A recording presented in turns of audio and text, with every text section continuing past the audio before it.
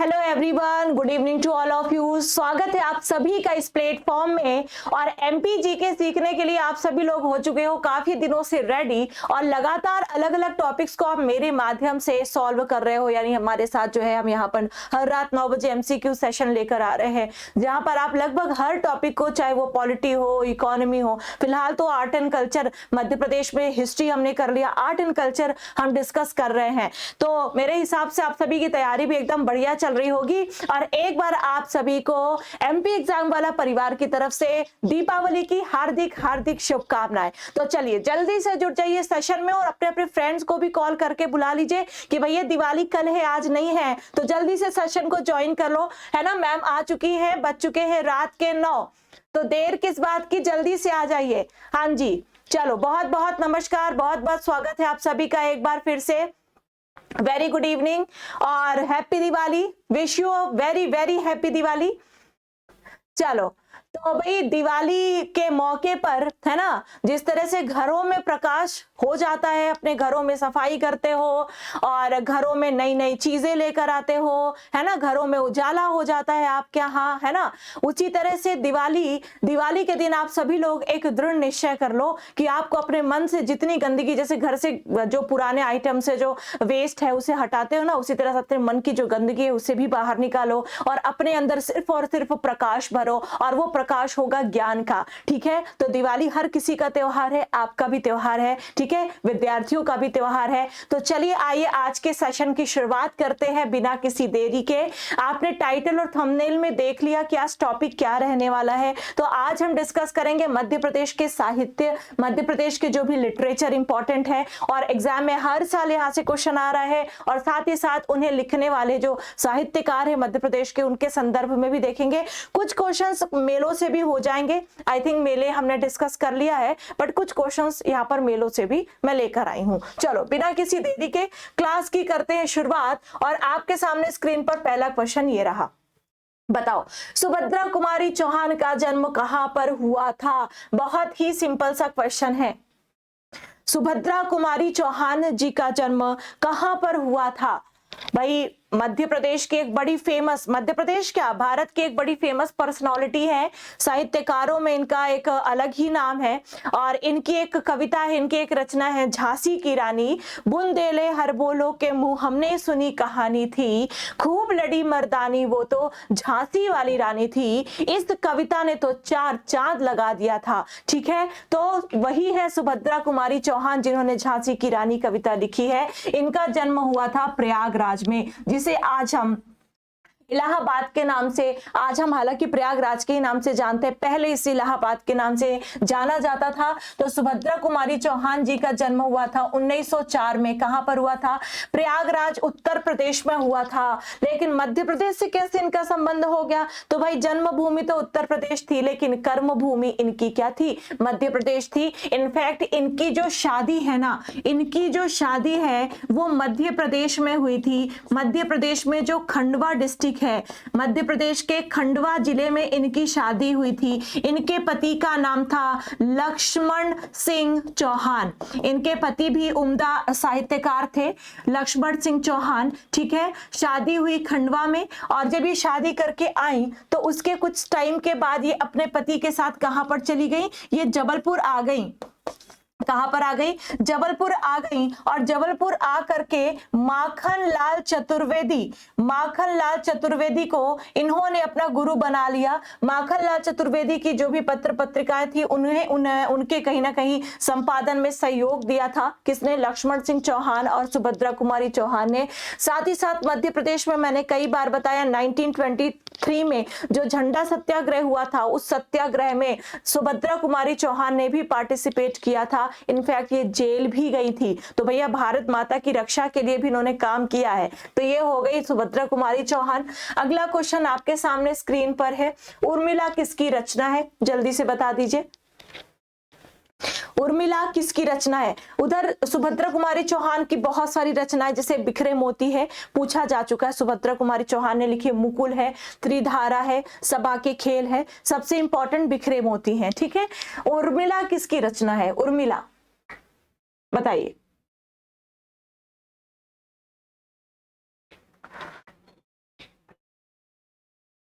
Very good. Urmila है बाल कृष्ण शर्मा नवीन।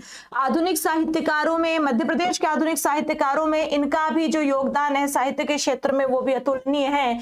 बाल कृष्ण शर्मा नवीन ने लिखा है ना, इनकी रचना है एक उर्मिला। और बाल कृष्ण शर्मा नवीन क्योंकि ना आपके एग्जाम में एमपीपीएससी ने जो है अब साहित्यकारों का जन्म स्थान और उनकी रचनाओं से क्वेश्चन उठाने स्टार्ट कर दिए हैं। तो बाल कृष्ण शर्मा नवीन जी का जन्म हुआ था शाहजहांपुर डिस्ट्रिक्ट में।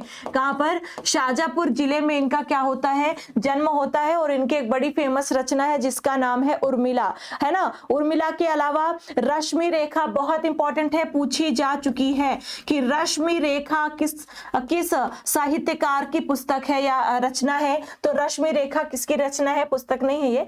रश्मि रेखा किसकी रचना है? बाल कृष्ण शर्मा नवीन।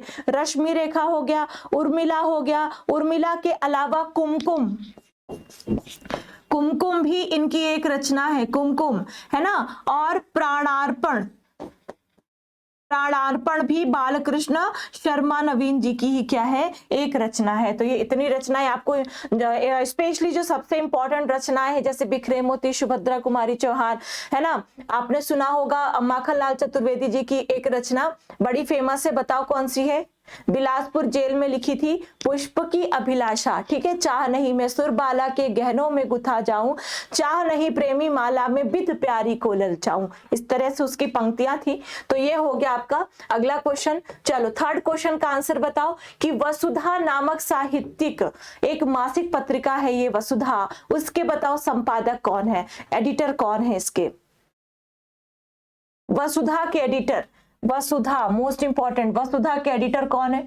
वसुधा पत्रिका के संपादक कौन है? बालकृष्ण शर्मा नवीन, हरिशंकर परसाई, माखनलाल चतुर्वेदी, कवि पद्माकर, कौन है?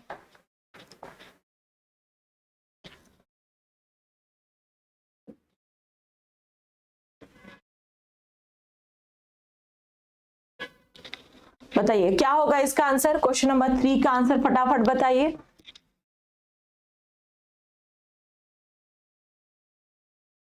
और आप लोगों ने दोस्तों यारों को बुलाया नहीं, तैयारी वालों को? हाँ, चलो सबसे पहले तो मैं यही जो है कामना करूंगी, प्रार्थना करूंगी ईश्वर से कि जितने भी बच्चे आप में से अभी भी दिवाली के ऐसे टाइम पर जहां पर हर कोई दिवाली की सफाइयों में और त्योहार को सेलिब्रेट करने में, पटाखों में जुटा हुआ है, वहीं पर आप लोग यहाँ पर पढ़ने के लिए आए हैं क्योंकि आपका एग्जाम है ना। एक जागरूक इंसान की तरह आपको पता है त्योहार तो हर रोज आएंगे, बट एग्जाम भी आएगा, हर साल आएगा, लेकिन आपके लिए थोड़ी ना होगा। हो सकता है आप में से बहुत सारे ऐसे लोग हो जो कि लास्ट टाइम एग्जाम दे रहे हो, ओवर एज होने वाले हों। हाँ जी, तो बिल्कुल वसुधा जो साहित्यिक पत्रिका है वो है हरिशंकर परसाई जी की। हरिशंकर परसाई, इनका जन्म हुआ था मध्य प्रदेश के होशंगाबाद डिस्ट्रिक्ट में। कहां पर? मध्य प्रदेश के होशंगाबाद डिस्ट्रिक्ट में इनका जन्म हुआ था, हरिशंकर परसाई, ठीक है। बी बिल्कुल करेक्ट आंसर हो जाएगा, बी वाले बिल्कुल सही है। चलो, कवि पद्माकर का जन्म मध्य प्रदेश के किस जिले में हुआ था? कवि पद्माकर, इनकी वजह से ही मध्य प्रदेश में एक समारोह भी आयोजित किया जाता है, पद्माकर समारोह। बताइए कहां पर हुआ था कवि पद्माकर का जन्म?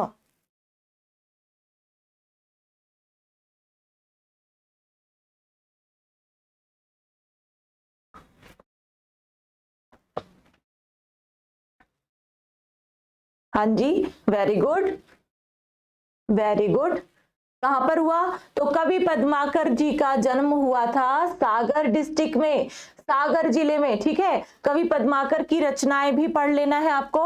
और कवि पद्माकर की ही वजह से सागर में हर साल प्रतिवर्ष पद्माकर समारोह, पद्माकर समारोह का आयोजन किया जाता है। तो पद्माकर समारोह का आयोजन कहां पर होता है? सागर जिले में होता है, सागर डिस्ट्रिक्ट में होता है, क्योंकि इनका जन्म कहां पर हुआ था? सागर में हुआ था, है ना, याद रहेगा।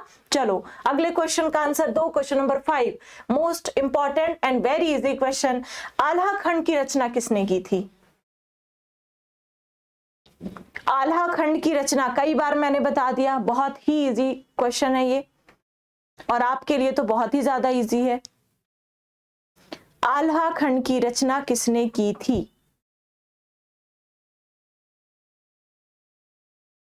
किसने की थी? Very good.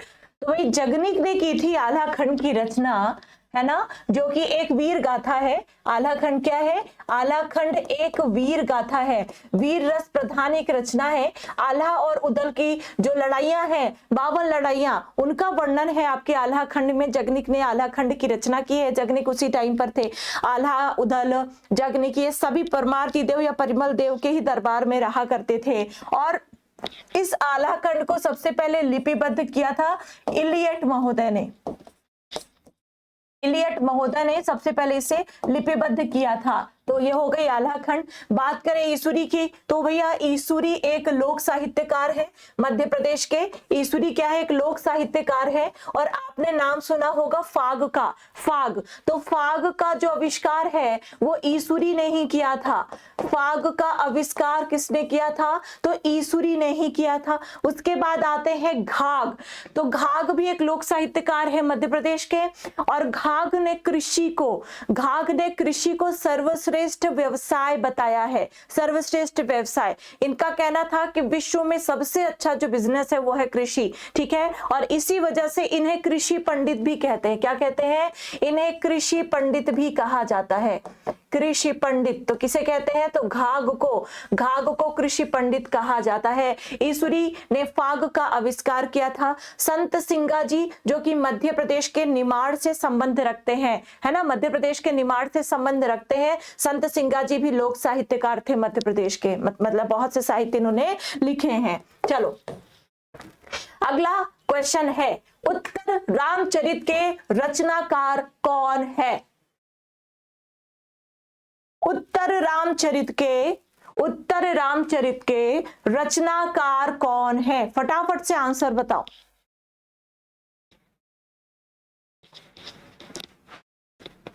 उत्तर रामचरित के रचनाकार, ठीक है, कुछ लोग कंफ्यूज हो। उत्तर रामचरित किसने लिखी? देखो उत्तर रामचरित है क्या? तो उत्तर रामचरित को संस्कृत का पहला दुखांत नाटक माना जाता है। इसे संस्कृत का पहला दुखांत नाटक माना जाता है, ठीक है। ये तो बड़ा एक इंपॉर्टेंट फैक्ट है। अब क्यों दुखांत नाटक माना जाता? उत्तर रामचरित इसका नाम है। इसमें भगवान राम, ठीक है, भगवान राम जब वनवास के बाद और उनका राज्याभिषेक होता है, अयोध्या जाते हैं, है ना, फिर उसके बाद आपको पता है कि माँ सीता को किसी कारणवश, जनता है ना, किसी कारणवश जो है जंगल में रहना पड़ता है। और माँ सीता जो है किस तरह से अपने गर्भ में लव और कुश को रखती हैं, जंगल में कितनी कठिनाइयों से लव और कुश को वो जन्म देती हैं, जन्म देने के बाद कितनी कठिनाइयों से पालन पोषण करती हैं, खुद खाना पकाती हैं, ठीक है, खुद लकड़ियां लेकर जाती हैं, चूल्हे में खाना पकाती हैं, है ना, मतलब कितनी ज्यादा उनकी जो जिंदगी है ना, कितनी ज्यादा दुख भरी थी इस टाइम पर। ये जो सारी घटना है, ये जो सारी कहानी है, ये उत्तर रामचरित कहता है। और जब आप इसे पढ़ोगे तो वास्तव में आपका जो दिल है वो ना पिघल जाएगा, है ना, बिल्कुल दुखी हो जाओगे। इसी वजह से संस्कृत का दुखांत, पहला दुखांत नाटक माना जाता है ना। और ये जो उत्तर रामचरित है, इसे लिखने का काम किया था भवभूति ने। इसे लिखने का काम किसने किया था? इसे लिखने का काम किया था भवभूति ने। और जब माँ सीता, भगवान राम की कहानियां हम पढ़ते हैं ना, तो हमें रियलाइज होता है कि वास्तव में हम कर्म तो करते हैं, लेकिन अंत में हमें परिणाम, देखो ये तो भगवान श्री कृष्ण भी कहते हैं कि आप कर्म करोगे तो उसका फल आपको अवश्य मिलेगा, आज नहीं तो कल मिलेगा, लेकिन फल आपको अवश्य मिलेगा। लेकिन एक और बात बिल्कुल सत्य है कि विधाता ने जो लिख दिया है उसे कोई टाल नहीं सकता। जो राजा जनक थे, राजा जनक ने स्वयंवर रचा था मां सीता के लिए, अपनी बेटी के लिए, और भगवान राम को चुना था। भगवान राम ने धनुष तोड़ा था, भगवान राम को चुना था। क्या राजा जनक को ये मालूम था? है ना, देखो ये भगवान है, ये सब तो मतलब कहीं ना कहीं ये सब जानबूझ के ही होता है ना। रामायण माफ कीजिएगा, रावण का वध हुआ, कंस का वध हुआ, तो कहते हैं कि भाई जानबूझ के इन्होंने ऐसा काम किया ताकि भगवान के हाथों हम तर जाएं, ठीक है। लेकिन क्या राजा जनक ये जानते थे कि हमारी बेटी जिस राजघराने में जा रही है, लेकिन हम भेज तो उसे राजमहल में रहे हैं, लेकिन उसकी जो जिंदगी है, उसकी जिंदगी में कितने ज्यादा बदलाव आ जाएंगे, उसकी जिंदगी जंगलों में बीतेगी। नहीं मालूम था ना। कहते हैं ना, राजा जनक ने भी तो अपनी पुत्री के लिए राजकुमार ढूंढा था, लेकिन उनकी राजा जो है जानकी, जो माँ सीता है, उनकी जिंदगी तो देखो, है ना। खैर, वो माँ है, उनकी लीला अपरंपार है। तो माँ सीता का जो दुख है, या माँ सीता किस तरह से अपना जीवन व्यतीत करती है, एक आपने सॉन्ग सुना होगा, हम कथा सुनाते, उसे सुनिएगा, पूरा एक घटनाक्रम, किस तरह से भगवान राम वन को जाते हैं, फिर 12 सालों के वनवास के बाद लौट कर आते हैं, माँ सीता पर किस तरह से कलंक लगाया जाता है और उन्हें वन में रहने पर मजबूर किया जाता है। लव और कुश जन्म लेते हैं वन में ही, है ना, धीरे धीरे करके वो बड़े होते हैं। ये सारी जो कहानी है आपको उस गाने में भी मिलेगी, प्लस ये जो उत्तर रामचरित है इसमें भी आपको मिल जाएगी। तो संस्कृत का पहला दुखांत नाटक किसने लिखा था? भवभूति ने लिखा था। मोस्ट इंपॉर्टेंट है, ठीक है, भवभूति ने लिखा था, मध्य प्रदेश के ही साहित्यकार है। उसके बाद एक नाम है बाण भट्ट का। तो बाण भट्ट जो थे ये हर्षवर्धन के दरबारी थे। बाण भट्ट हर्षवर्धन के दरबारी थे। मध्य प्रदेश में जो बाण सागर डैम है ना, शहडोल के देवलौन में सोन नदी पर बनाया गया है, तो बाण सागर जो डैम है उसका नाम कहीं ना कहीं बाण भट्ट के ही नाम पर किया गया है। बाण भट्ट के ही नाम पर उसका नामकरण किया गया है। हर्षवर्धन के दरबारी थे और इनकी एक बड़ी फेमस रचना है जिसका नाम है कादंबरी, है ना, जिसका नाम है कादंबरी। जब इन्होंने कादंबरी लिखनी स्टार्ट की थी तो लगभग मान के चलो कि आधे से भी कम इसका भाग पूरा हो पाया था और बाण भट्ट का देहांत हो गया था। तो कादंबरी लिखना किसने स्टार्ट किया? तो बाण भट्ट ने। लेकिन फिर कादंबरी को पूरा किया था बाण भट्ट के बेटे ने, ठीक है, बाण भट्ट के बेटे ने जो है कादंबरी का काम पूरा किया था, ये पूछा जा सकता है। और प्लस हर्षवर्धन के ऊपर बाण भट्ट ने हर्षचरित की रचना की थी। किसकी? हर्षचरित की रचना की थी। फिर आते हैं राजा भर्तहरि। राजा भर्तहरि की जो कहानी है वो भी बहुत ही ज्यादा मार्मिक है। राजा भर्तहरि उज्जैन के थे। राजा कहा जाता है कि जो राजा विक्रमादित्य थे उनके ये बड़े भाई थे, है ना। राजा भर्तहरि चूंकि बड़े थे तो कायदे सूत्राधिकारी यही थे, तो ये जो है राजा बना दिए जाते हैं, है ना, इनका राज्याभिषेक होता है। 12 सालों तक ये उज्जैन के राजा के रूप में काम करते हैं। लेकिन कुछ लोग कहते हैं कि इनकी जो पत्नी थी, है ना, उनकी पत्नी के चरित्र की वजह से इन्हें हमेशा के लिए राजपाट छोड़कर, या राजपाट छोड़ना, है ना, मजबूर होकर के इन्होंने छोड़ा था, है ना। और एक बार ये अपने भाई को बुलाते हैं और गद्दी अपने भाई को सौंपते हैं और महल से बाहर चले जाते हैं। उसके बाद जब ये महल से बाहर चले जाते हैं सन्यासी बनने के लिए, तो जो राजा भर्तहरि की पत्नी थी उनसे जुड़ी हुई भी कुछ पंक्तियां हैं, कभी मैं आपको बताऊंगी, है ना, कि किस तरह से वो भी, उनको भी बहुत ज्यादा वियोग, है ना, बहुत ज्यादा वियोग होता है अपने स्वामी की, उनको जो है याद आती है। और फिर उनकी वजह से राजा भर्तहरि को एक बार वापस भी लौटना पड़ता है, लेकिन कुछ टाइम के बाद ये फिर से चले जाते हैं और पूरा जीवन जो है अपना सन्यासी बन करके बिताते हैं। उज्जैन के थे ये, ठीक है। फिर इन्होंने समाधि कहीं और ली, राजस्थान, यूपी, यहाँ भी गए थे, है ना, चुनार यूपी भी गए थे, फिर सरिस्का राजस्थान गए थे। तो राजा भर्तहरि के ऊपर एक भर्तहरि गायन किया जाता है मालवा में, है ना, कभी सुनिएगा, बहुत बहुत ही शानदार, मतलब बहुत अच्छा लगेगा आपको वो सुन करके। और राजा भर्तहरि के लिए परमारों ने गुफा बनवाई थी उज्जैन में, जिसे भर्तहरि गुफा के नाम से जानते हैं, ठीक है। तो ये हो गई। बाकी गोस्वामी तुलसीदास, उज्जैन, चित्रकूट से इनका संबंध था। बताओ इनमें से कौन सी रचना बाण भट्ट की नहीं है? बताओ। हर्षचरित, कादंबरी, मुकुट तादितक, मेघदूत। बाण भट्ट ने कौन सी रचना नहीं करी है? कौन सी रचना बाण भट्ट की नहीं है, ये बताना है आपको। बताओ।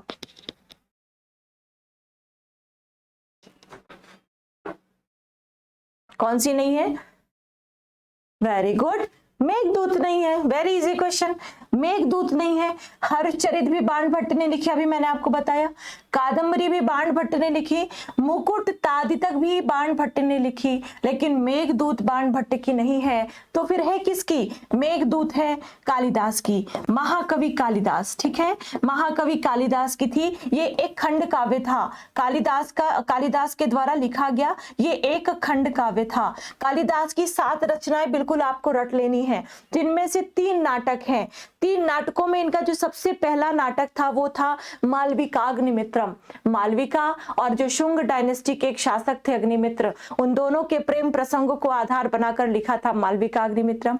दूसरी रचना है अभिज्ञान शाकुंतलम, ये भी प्रेम प्रसंग पर आधारित है। और अभिज्ञान शाकुंतलम नाटक कालिदास का इतना ज्यादा पॉपुलर हो गया, इतना ज्यादा पसंद किया गया कि उसी की वजह से कालिदास बहुत ज्यादा पॉपुलर हो गए और उसकी वजह से कालिदास को भारत का शेक्सपियर कहा गया, अभिज्ञान शाकुंतलम की वजह से। और इनका तीसरा नाटक है राजा विक्रमादित्य और उर्वशी के प्रेम प्रसंग पर आधारित है, जिसका नाम है विक्रमोर्वशीयम। ठीक है, तो तीन नाटक याद रखते हैं। दो इनके महाकाव्य एपिक, दो महाकाव्य याद रखने हैं, एक रघुवंशम और दूसरा कुमार संभवम। भगवान राम से ही रिलेटेड था। रघुवंशम में भगवान राम की जो पूरी वंशावली है वो आपको मिल जाएगी। और दो इनके खंड काव्य हैं मेघदूतम ऋतु संहारम। मेघदूतम ऋतु संहारम ये दो कालिदास के क्या थे, खंड काव्य थे, है ना। आई होप आपको ये सारी चीजें तो रटी होंगी। चलो अगला क्वेश्चन है, मुल्ला रामू जी का जन्म मध्य प्रदेश के किस जिले में हुआ था? बताइए, मुल्ला रामू जी का जन्म मध्य प्रदेश के किस जिले में हुआ था? क्वेश्चन नंबर 8 का आंसर बताइए।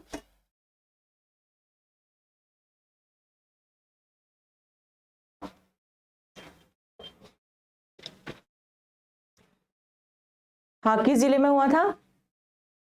Very good, Bhopal. बिल्कुल, मुल्ला रामू जी का जन्म हुआ था भोपाल जिले में। Most most most important, Bhopal जिले में जन्मे थे। मुल्ला रामू जी साहित्यकार थे, ठीक है। और जो गुलाबी उर्दू शैली है, गुलाबी उर्दू शैली को निजात करने का भी श्रेय इन्हें ही जाता है। और इनकी जो भी रचनाएं हैं, रचनाओं के नाम में गुलाबी जरूर उसके साथ में मिलेगा, तो समझ जाना मुल्ला रामू जी की रचना है। तो गुलाबी उर्दू शैली के जन्मदाता कौन है? मुल्ला रामू जी हैं, ठीक है। मुल्ला रामू जी कहाँ से आते हैं? तो ये भोपाल जिले से आते हैं, भोपाल जिले से संबंधित है, उनका जन्म भोपाल में हुआ था। क्वेश्चन नंबर 9 बताओ। लगभग ये क्वेश्चन आपका हो चुका है, ठीक है। इनमें से कौन सी रचना महाकवि कालिदास की नहीं है? विक्रमोर्वशीयम, ऋतु संहारम, मुकुट तादितक या मेघदूतम? महाकवि कालिदास की कौन सी, इनमें से कौन सी रचना नहीं है? बताओ।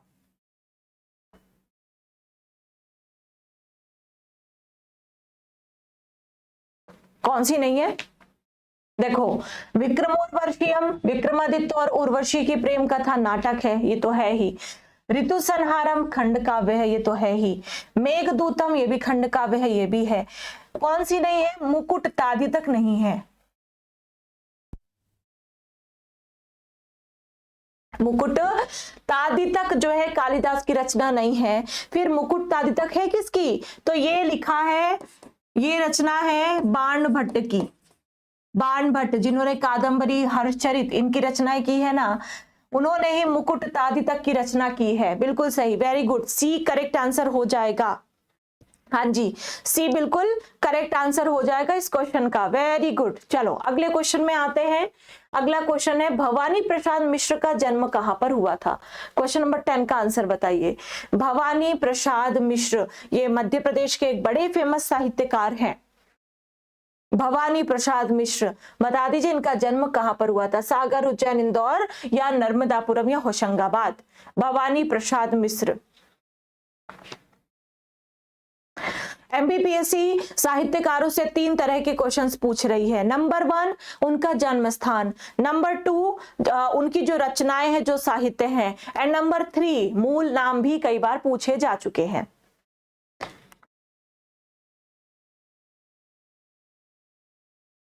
चलो वेरी गुड, तो डी करेक्ट आंसर हो जाएगा। भवानी प्रसाद मिश्र का जन्म हुआ होशंगाबाद में। होशंगाबाद में माखनलाल चतुर्वेदी जी का भी जन्म हुआ था, है ना। बावई नाम का एक गांव है जिसे अब माखन नगर कहते हैं, उन्हीं के नाम पर रखा गया है। तो बावई गांव या माखन नगर होशंगाबाद में माखनलाल चतुर्वेदी जी का जन्म हुआ, और साथ ही साथ भवानी प्रसाद मिश्र का भी जन्म होशंगाबाद में हुआ था। तो डी करेक्ट आंसर हो जाएगा। उसके बाद आ जाओ यहाँ पर सागर में बात की जाए, है ना, देख लेते हैं सागर में कौन जन्मे। सागर में हुआ था कवि पद्माकर का जन्म।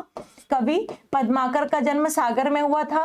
कवि पद्माकर को प्यारे लाल कहा जाता था। इनका जो मूल नाम था वो प्यारे लाल था। क्या कहते थे? प्यारे लाल कहा जाता था। उज्जैन में शरद जोशी का जन्म हुआ था। शरद जोशी, जीप पर सवार इल्लियां, है ना, ये सब रचनाएं शरद जोशी की है। इंदौर में खास नहीं, ठीक है। होशंगाबाद में माखनलाल चतुर्वेदी, भवानी प्रसाद मिश्र। चलो अगला क्वेश्चन है, बाबा गरीबनाथ का मेला कहाँ लगता है? मैंने कहा मेलों से भी कुछ क्वेश्चंस आएंगे, फटाफट बता दो। बाबा गरीबनाथ का मेला कहाँ पर लगता है? मध्य प्रदेश के किस जिले में? सीधी में, शाजापुर में, गुना में, धार में? बाबा गरीबनाथ का मेला, वेरी गुड, वेरी गुड। बाबा गरीबनाथ का मेला लगता है मध्य प्रदेश के शाजापुर में, ठीक है। मध्य प्रदेश के शाजापुर में लगता है बाबा गरीबनाथ का मेला। फटाफट बता दो कि नीमच में एक बड़ा फेमस मेला लगता है मध्य प्रदेश का, कौन सा है, उसका नाम बताइए। नीमच में एक बड़ा ही फेमस उर्स या मेले का आयोजन किया जाता है, उसका नाम बताइए।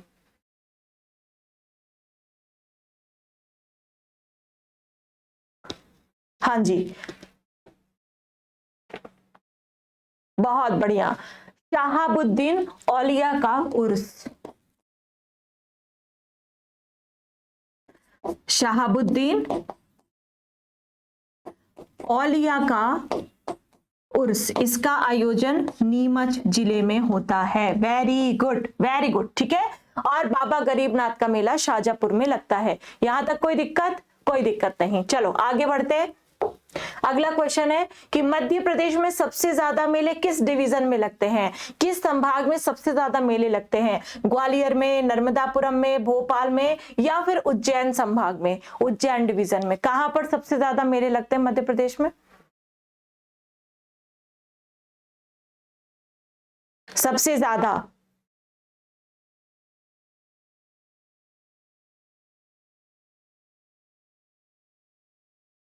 चलो जी, एकदम सही बताया, उज्जैन। भाई उज्जैन में मध्य प्रदेश का सबसे बड़ा मेला भी लगता है, जिसे सिंहस्थ के नाम से जानते हैं, है ना। बाकी उज्जैन डिवीजन में आप जाओगे कभी उज्जैन में ना, स्पेशली उज्जैन में भी जाओगे तो बहुत सारे आपको मेले मिलेंगे। आए दिन वहां पर मेलों का आयोजन होता रहता है, ठीक है। तो डी करेक्ट आंसर हो जाएगा। अगला क्वेश्चन है कि निम्नलिखित में से किसानों का त्योहार कौन सा है? ये क्वेश्चन मुझे लगता है कि 1 या 2 दिन पहले मैंने आपको कराया भी था। कौन सा त्योहार है जो कि किसानों के द्वारा सेलिब्रेट किया जाता है? हरेली, नौरता, ये नौरता है, संजा या घड़ल्या? किसानों के द्वारा कौन सा जो त्योहार है वो मनाया जाता है? नाम से ही पता चल रहा है, थोड़ा दिमाग लगाओगे तो इजीली बता पाओगे। हाँ, किसानों का त्योहार निम्नलिखित में से कौन सा है? वेरी गुड, एक करेक्ट आंसर हो जाएगा हरेली। सावन मास में, श्रावण महीने में हरेली पर्व मालवा के किसानों के द्वारा मनाया जाता है, ठीक है। घड़ल्या पर्व ये मालवा में मनाया जाता है, लड़कियां मनाती हैं। संजा पर्व मालवा में मनाया जाता है, ये भी लड़कियों के द्वारा सेलिब्रेट किया जाता है ना। और आपका एक ये हो गया नौरता, ये सब मैंने आपको पढ़ाया हुआ है। अगला है महामृत्युंजय का मेला कहां पर आयोजित किया जाता है? महामृत्युंजय का मेला कहां पर आयोजित किया जाता है? बताओ। रीवा, छतरपुर, सागर, खरगोन?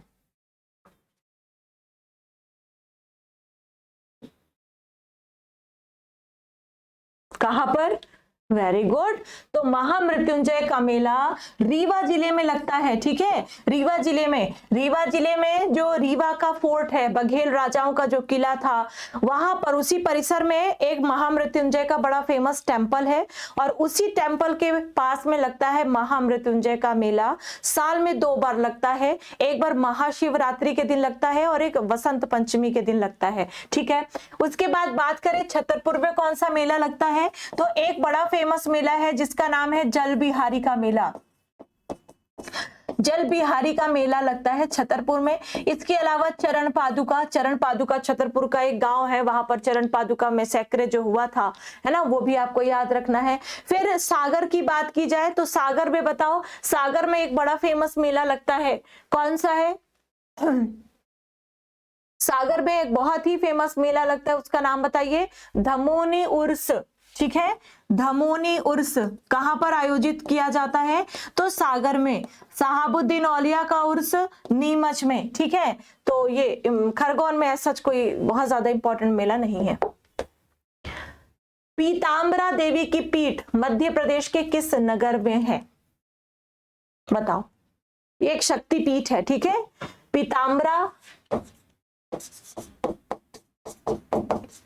पीताम्बरा पीठ एक शक्ति पीठ है, एक शक्ति पीठ है, बताओ। भिंड, रायसेन, सतना, दतिया। पीताम्बरा देवी की पीठ। भारत में जहां पर भी शक्तिपीठ है ना, जहां पर भी शक्तिपीठ है, ठीक है, वहां पर एक छोटी सी वहां की स्टोरी है जो मैंने सुनी है कि जब माँ सती को बहुत ज्यादा क्रोध आने लगा, है ना, और जब उन्हें क्रोध आ गया तो सारे जो देवता थे वो टेंशन में आ गए, है ना, कि संसार का क्या होगा, माँ सती को क्रोध आ गया है। तभी भगवानों ने एक चक्र चलाया, है ना, और उस चक्र से माँ सती के शरीर के और उनके जो ज्वेलरी, जो उन्होंने आभूषण पहन रखे थे, उसके कुछ टुकड़े हो गए। तो माँ सती के शरीर के और आभूषण के जो टुकड़े आपके भारत में जहां जहां पर भी गिरे हैं, है ना, वहां पर शक्ति पीठों की स्थापना की गई। उन्हीं में से एक है पीताम्बरा, है ना, पीताम्बरा शक्तिपीठ जो कि दतिया में है, जो कि दतिया में है। डी बिल्कुल करेक्ट आंसर हो जाएगा। तो दतिया जिले में है ये शक्तिपीठ। प्लस जो आपका मैहर जिला है, मैहर जिले में भी एक शक्तिपीठ है, मां शारदा शक्तिपीठ। मां शारदा शक्तिपीठ जिसे हम मैहर के नाम से जानते हैं, क्यों? क्योंकि यहाँ पर माई का हार गिरा था, माता का हार गिरा था, यानी माई का हार गिरा। माई के हार के गिरने से ये स्थान मैहर के नाम से जाना गया। माई का हार और फिर मैहर, है ना, इसका नाम हो गया। इसके अलावा ये जो मैहर शक्तिपीठ है, मां शारदा की जो शक्तिपीठ है, वो त्रिकुट पर्वत पर मां शारदा वहां पर विराजमान है। उसी तरह से पीताम्बरा, पीतल, है ना, पीत से संबंधित है, यहाँ पर कुछ गिरा था, है ना। तो ये दतिया बिल्कुल करेक्ट आंसर आप सभी लोगों ने बताया है। चलो, और आज का ये अंतिम क्वेश्चन है ना, कमिटमेंट के अनुसार ज्यादा समय आपका नहीं लूंगी, है ना, तो चलो सेल्फ स्टडीज के लिए भी टाइम बचना चाहिए। बुंदेलखंड की अविवाहित लड़कियां कौन सा पर्व मनाती हैं? बताओ। बुंदेलखंड की अविवाहित लड़कियां, मामूलिया, मड़ई, संजा, सरहुल।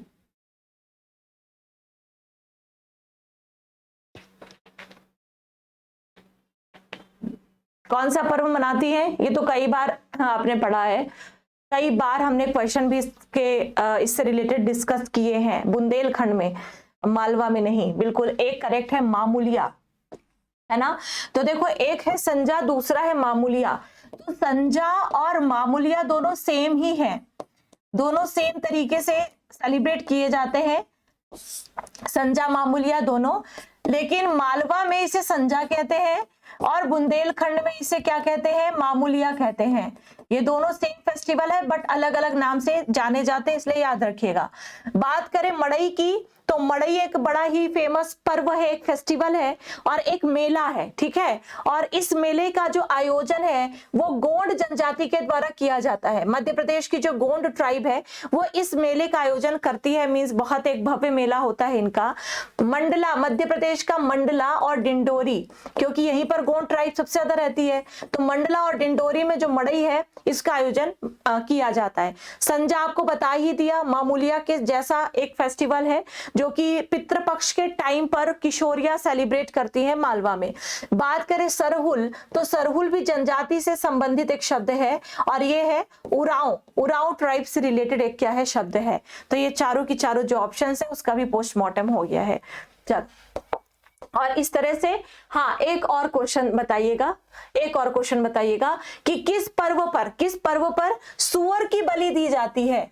ऐसा कौन सा पर्व है, ऐसा कौन सा फेस्टिवल है जिस फेस्टिवल में सुअर की बलि दी जाती है?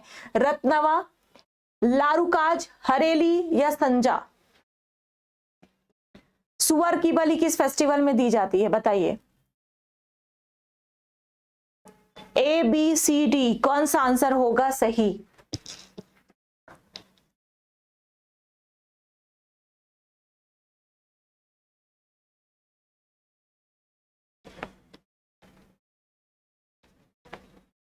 चलो वेरी गुड,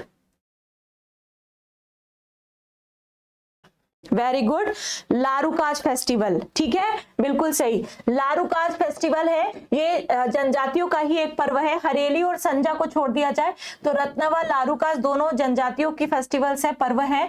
और लारूकाज जो है इसमें सुअर की बलि दी जाती है। और वीडियो एंड होने के बाद फटाफट से कॉमेंट में ये बताइएगा कि लारूकाज जिसमें सुअर की बलि दी जाती है वो किस जनजाति का फेस्टिवल है, किस जनजाति का एक पर्व है, ठीक है। मैं वेट करूंगी आप सभी के आंसर्स का। चलो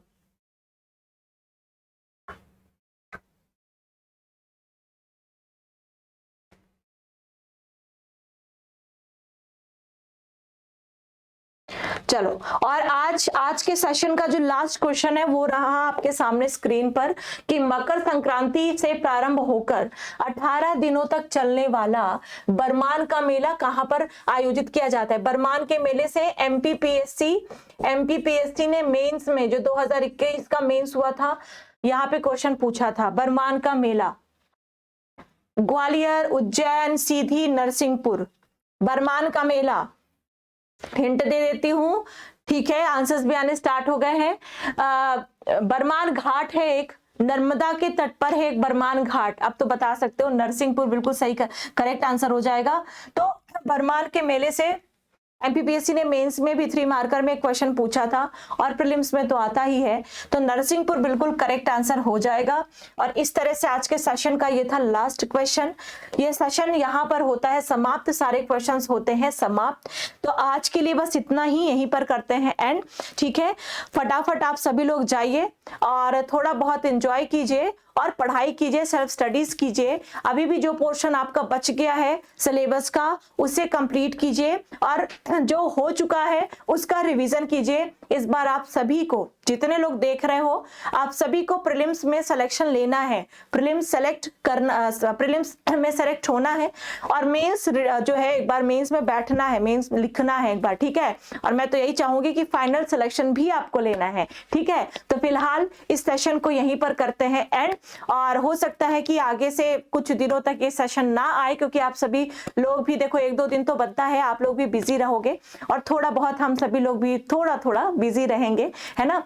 तो ये सेशन जो है हो सकता है 2-3 दिन बाद अब आपको देखने के लिए मिले, ठीक है। तो आप लोग वेट कीजिएगा और वेट करने के अलावा जो ये 3-4 दिनों का जो टाइम मिलेगा तो उसमें आप रिवाइज कीजिएगा चीजों को, ठीक है, बेहतर तरीके से और ज्यादा समझने की कोशिश कीजिएगा। मैं ये नहीं कहती कि सिर्फ एमपीजी के हर एक सब्जेक्ट जितने यूनिट है, चाहे कमीशन की हो, चाहे आईसीटी की हो, चाहे साइंस की हो, चाहे हिस्ट्री की हो, चाहे ज्योग्राफी की हो, हर एक यूनिट पर आपको, है ना, पकड़ बनानी है। तो चलो सेशन को यहीं पर करते हैं एंड, और लास्ट में एक बार फिर से आप सभी को दीपावली की हार्दिक हार्दिक शुभकामनाएं। आप सभी लोग ऐसे ही खुश रहो, ऐसे ही मुस्कुराते रहो और हमेशा स्वस्थ रहो, मस्त रहो और जल्दी से डिप्टी कलेक्टर या एमपीपीएससी की कोई भी पोस्ट लेकर के हमसे मिलने के लिए आओ। तो हमारी दिवाली तो उस दिन बनेगी, आपकी बनेगी, हमारी भी उस दिन दिवाली बनेगी जिस दिन हम अपने स्टूडेंट को, है ना, एक पोस्ट में देखेंगे और उस कहीं ना कहीं भाई एक जो सपना होता है हर किसी का, स्पेशली पढ़ने वाले बच्चों का जो सपना होता है, उस सपने को जब मैं साकार, है ना, हुआ देखूंगी ना, तो यकीन मानो कि उस दिन हमारी भी, आपके साथ साथ हमारी भी होली दिवाली सब कुछ हो जाएगी। तो इसी के साथ सेशन को एंड करते हैं। Thank you so much, wish you all the best.